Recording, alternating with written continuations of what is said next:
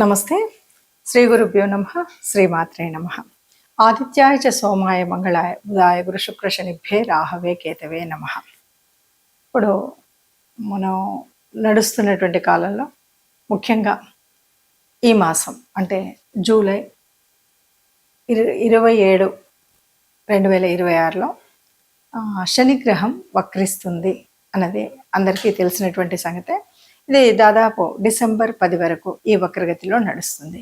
మరి ఇలా వక్రగతిలో నడిచినప్పుడు పరిస్థితి ఏంటి అన్నది చూద్దాం. ముందుగా దానికి మనందరికీ తెలుసు, శని అంటేనే మందగ్రహం అని, శని మనకు కొంత ఇబ్బంది కలిగిస్తుందని అట్లా. అందుకని ముందుగా ఆ శని పరమాత్ముడికి నీలాంజనం సమావాసం రఘుపుత్రం యమాగ్రజం ఛాయా మార్తాండ సంభూతం తం నమామి శనిశ్చరం అని ఒక్కసారి నమస్కరిస్తూ, అసలు ఈ వక్రగతి అంటే ఏంటి? గ్రహాలు ముందుకు నడుస్తాయి కానీ వెనక్కి నడుస్తాయా అంటే మనకి ఛాయాగ్రహాలు రెండు వెనక్కే నడుస్తాయి. అయినప్పటికీ మిగతా గ్రహాలు ఏదైనా వెనక్కి తిరిగి నడుస్తుందా అంటే ఇక్కడ ఏవైతే ఔటర్ ఆర్బిట్స్లో ఉన్నాయో అవి కొంచెం నెమ్మదిగా నడుస్తూ ఉంటాయి. అలాంటప్పుడు ఇటువైపు ఉన్నటువంటి గ్రహాలు నడుస్తూ ఉన్నప్పుడు, భూమి తిరుగుతూ ఉన్నప్పుడు అవి వెనక్కి వెళుతున్నట్టుగా కనిపిస్తుంది. అంటే మన ఇమాజినేషన్ ఎట్లా ఉంటుందంటే, మనం ట్రైన్లో వెళ్తున్నప్పుడు ఆ స్థలాలు వెనక్కి ఎలా వెళ్తాయో అలాగా వెనక్కి వెళ్ళినట్టు ఉంటుంది. దీన్ని వక్రగతి అంటారు. ఈ వక్రగతి మనకి ముఖ్యంగా ఇప్పుడు ఈ మాసంలో జూలై 27వ తారీఖు నుండి డిసెంబర్ 10వ తారీఖు వరకు శని వక్రగతిలో ఉంటుంది. మరి శని ప్రత్యేకించి వక్రగతిలో ఉన్నప్పుడు ఎవరెవరికి ఎలా ఉంటుంది ఏంటి అన్నది మన ఒక్కొక్క రాశి వారిగా మనం చెప్పుకోవాలి. అయితే దానికి ముందు మనకు తెలుసు, శని అంటేనే కాస్త ఇబ్బంది కలిగించేదని, నెమ్మదిగా నడుస్తుంది అని. శని యొక్క తత్వంలో ఎంత శ్రమ పడితే అది కర్మానుకూలంగా జరిగేటువంటి పరిస్థితులని, మన కర్మఫలాన్ని బట్టి మనకి ఇలాంటివి జరుగుతాయని. ఏదైనా సరే ఈ వక్రగతి కేవలం ఇప్పుడే కాకుండా కొన్నిసార్లు జన్మరాశిలో కూడా మన పుట్టుకలోనే వక్రగతిలో ఉన్నటువంటి రాశులు కూడా ఉంటాయి. అలా ఉన్నప్పుడు ఎలా ఉంటుంది, ఇవన్నీ విషయాలు మనకి కాస్త ఆలోచనలో ఉంటే గనక ఈ వక్రించినప్పుడు ఏం జరుగుతుంది, ఎట్లా జరుగుతుంది అని మనకు తెలుస్తుంది. ఇక శని అంటే శనికి ఉన్నటువంటి చూపులు, దృష్టులు, యతి ఇవన్నీ కూడా అంటే ఎవరితో యుతి చెందుతుంది, ఏ స్థానంలో ఉంది, శని యొక్క దృష్టి ఏ ఏ గ్రహాల మీద పడుతుంది అన్నది కూడా ఇక్కడ మనకు తెలుసుకోబడుతుంది. ముఖ్యంగా శని యొక్క దృష్టిలో 3, తర్వాత 7, తర్వాత 10 ఈ 3 స్థానాల్లో శని యొక్క దృష్టి ఉంటుంది. అలా ఉన్నప్పుడు కూడా ఈ శని పడినటువంటి దృష్టిలు ఎలా ఉంటాయి, ఎట్లా ఉంటాయి అనేది ఒక్కొక్క రాశిగా మనం చెప్పుకోవడం అనేది కనుక చేసినట్టయితే, ఈ వక్రగతి స్థితిలో అంటే ఈ దాదాపు 3.5-4 నెలల కాలంలో మనకి ఏదైనా మంచి జరుగుతుందా, చెడు జరుగుతుందా? మంచి జరిగితే సంతోషమే అందరికీ, కానీ ఒకవేళ చెడు లాగా అనిపిస్తుంటే మనం ఏ రకమైనటువంటి జాగ్రత్తలు తీసుకోవాలి, ఏ రకమైనటువంటి శాంతి చేయాలి, ఏ రకమైనటువంటి మనము పరిహారాలు చేసుకోవాలి అన్నది కూడా మనం తెలుసుకున్నట్టయితే మనకి ఈ 3 నెలల కాలం ఏ రాశి వారైనా సుఖంగా సంతోషంగా ఉండొచ్చు అని చెప్పడం కోసమే ఈ శని వక్రగతి ఈ కాలంలో 2026 జూన్ 27 నుండి దాదాపు 4 నెలలు అనుకోండి, డిసెంబర్ 10 వరకు జరిగేటువంటి కాలంలో మన పరిస్థితి, మన యొక్క పరిస్థితి ఎలా ఉంది అంటే మన జన్మ జాతకం నుండి ఎవరెవరికి ఎలా ఉంది అన్నది మనం చూస్తుంటాం.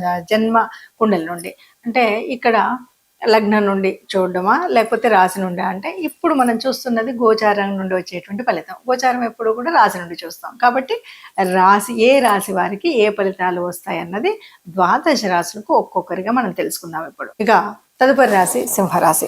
సింహరాశి వారికి కనుక చూసినట్టయితే ఇప్పుడు నిజానికి అష్టమ శని నడుస్తుంది సింహరాశి వారికి. మరి అలాంటప్పుడు అష్టమంలో శని వక్రించి ఉన్నాడు. అష్టమ శని ఆల్రెడీ నడుస్తుంది. అష్టమ శనిలోనే ఉన్నాడు అంటేనే కొంత కష్టం మనకు తెచ్చిపెట్టుకున్నట్టే, కొద్దిగా ఇబ్బంది జరుగుతున్నట్టే, కొన్ని పనులు ఆలస్యం అవుతున్నట్టే అందరికీ తెలుసు. మరి ఈ ఆలస్యం జరుగుతున్నటువంటి సమయంలో అష్టమ శనిలో ఈయన చూస్తున్నటువంటి దృష్టిలో ఏంటంటే, ఒకటి మొట్టమొదటిగా 10వ స్థానం మీద చూస్తున్నాడు. 10వ స్థానం అంటే ఉద్యోగస్థానం, కార్యస్థానం. మరి ఉద్యోగ స్థానం మీద ఈ జరిగేటువంటి నష్టము, ఆలస్యము అంటే అక్కడ అంత తృప్తి అనిపించకపోవడం, కార్యభారం, పని యొక్క ఒత్తిడి ఇవన్నీ ఎక్కువగా ఉండడం, ఒక్కోసారి ఉద్యోగాలు మారడం, ఇలాంటి కష్టాలు అయితే తప్పనిసరిగా ఉంటాయి అని చెప్పొచ్చు. ఇక అలాగే రెండవ స్థానం మీద కూడా దృష్టి ఉంది. రెండవ స్థానం మీద దృష్టి ఉంది అంటే మరి ఎలా ఉంటుంది? రెండవ స్థానం మీద దృష్టి ఉందంటే రెండవ స్థానం కుటుంబ స్థానం. కుటుంబంలో మనము ఏ స్పర్ధ లేకుండా హాయిగా ఆనందంగా సుఖంగా ఉండాలంటే ఒకరితో ఒకరు మాట్లాడుకునేటప్పుడు జాగ్రత్త మాట్లాడుకోవాలి. అసలే అష్టమ శనిలో ఉన్నాం, దాని మీద ఈ రెండవ స్థానం మీద శని దృష్టి ఉంది, వక్ర దృష్టి. ఇలా ఉన్నప్పుడు కాస్త జాగ్రత్తగా ఉండడం అనేది, ఏది పడితే అది మాట్లాడొచ్చు, ఎట్లా అయితే అట్లా మాట్లాడొచ్చు అనే భావం కాకుండా ఏది మాట్లాడినా ఆచితూచి జాగ్రత్తగా మాట్లాడితే ఏ ఇబ్బంది లేకుండా ఉంటుంది. ఇక ఐదవ స్థానం అంటే సంతాన స్థానం. ఇక్కడ కాస్త మీ సంతానం మీద జాగ్రత్తగా ఉండాలి. వాళ్ళకి ఇబ్బంది కలగొచ్చు, అనారోగ్యం కలగొచ్చు, లేకపోతే వాళ్ళ చదువు విషయంలో ఇబ్బందులు కలగొచ్చు, లేకపోతే సంతానం కోసం ఎదురు చూసే వారికి తొందరగా అవ్వకపోవచ్చు. ఇలాంటివి ఉంటాయి. కాస్త మనం గనక అనుగ్రహ శక్తి పొందినట్టుగా ఆ శనిగ్రహం యొక్క అనుగ్రహం పొందేలాగా మనం చేసేటువంటి పరిహారాలు ఏవైతే ఉన్నాయో అవి చేసినట్టయితే ఏ ఇబ్బంది లేకుండా హాయిగా సంతానాన్ని అన్నీ కూడా నిర్విఘ్నంగా మనం సంపాదించుకోవచ్చు. ముఖ్యంగా మరి గ్రహ పరిస్థితి ఇలా ఉంది, గ్రహాల యొక్క తన దృష్టి కోణంతో చూస్తూ ఉన్నప్పుడు మనకు జరిగేటువంటి ఈ మాత్రం చిన్న చిన్న అడ్డంకులు అవ్వచ్చు, అననుకూలమైనటువంటి పరిస్థితులు అవ్వచ్చు, అది విద్యలో అవ్వచ్చు, తల్లిదండ్రులకు అవ్వచ్చు, లేదా మనం చేస్తున్నటువంటి వ్యాపార వ్యవహారాలలో అవ్వచ్చు.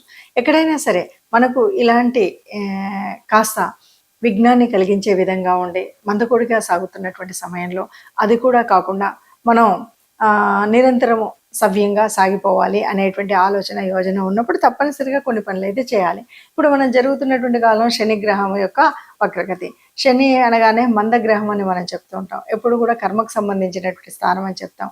అలాంటి శని మరి ఇప్పుడు మనకు ఏం చేయాలంటే, ఏ ఆరోగ్య సమస్య అయినా ఇది ముఖ్యంగా వచ్చేటువంటిది మనకు ఉండేటువంటి బద్ధకం వల్ల కాస్త లేవాలనిపించకపోవడం, నడవాలనిపించకపోవడం, సమయానికి చేయాల్సినటువంటి పనులు చేయకపోవడం.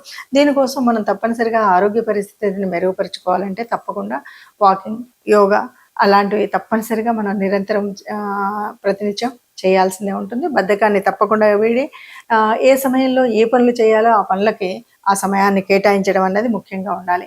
అలాగే ఇక పరిహార మార్గంలో కనుక మనం చూసినట్లయితే ఎవరికి సేవ చేయాలి, ఎవరికి అంటే ముఖ్యంగా కర్మకారకుడైనటువంటి శనిగ్రహం యొక్క ఏ రకమైన దోషం ఉన్నా, ఏ రకంగా ఉన్నా కూడా మనం సేవకులకు అంటే కార్మికులు ఎవరైతే 4వ స్థాయి కార్మికులు ఉంటారో వాళ్ళకి కావలసినటువంటి ఆహారం అందించడం కానీ, ఆర్థిక సహాయం చేయడం కానీ, వారికి ఏదైనా సేవ చేయడం కానీ చేయాలి. అలా కాకుండా మరి గ్రహ అనుకూలత అంటే మరి శనిదేవుడికి చేయాలి. ఇది శనిదేవుడికి మనం ఏం లేదు, నిత్యం కూడా శని మంత్రాన్ని చదువుకోవడం అనేటువంటిది చేయాలి. దీంతో పాటు దేవతా అనుగ్రహం కావాలి అంటే ఎప్పుడైనా సరే శివానుగ్రహం ముఖ్యమైనటువంటిది. అలాగే హనుమంతుడికి కూడా మనం ప్రార్థించడం అనేటువంటిది ఒక స్థితి. హనుమంతుడికి కానీ, శివాలయానికి కానీ, ఈ 2 ఆలయాల్లో ఏ ఆలయానికి వెళ్ళినా పర్వాలేదు. కనీసం శనివారం మనం అనుకున్నట్టుగా ఎవరైనా కార్మికులకు ఏదైనా తోచినంత ఆహార నిమిత్తం సహాయం చేయడం ఒకటి, దేవాలయానికి వెళ్ళడం 2, ఈ 2 కాలేదు అంటే ఎక్కడైనా సరే గోశాలకు వెళ్ళడం, గోగ్రాసం ఇవ్వడం అనేటువంటివి కనుక మనం చేసినట్టయితే ఈ శని గ్రహం యొక్క వక్రగతి వల్ల పొందేటువంటి అననుకూలమైనటువంటి విషయాల్లో సానుకూలత తప్పకుండా చెందుతామని చెప్తూ నమస్తే.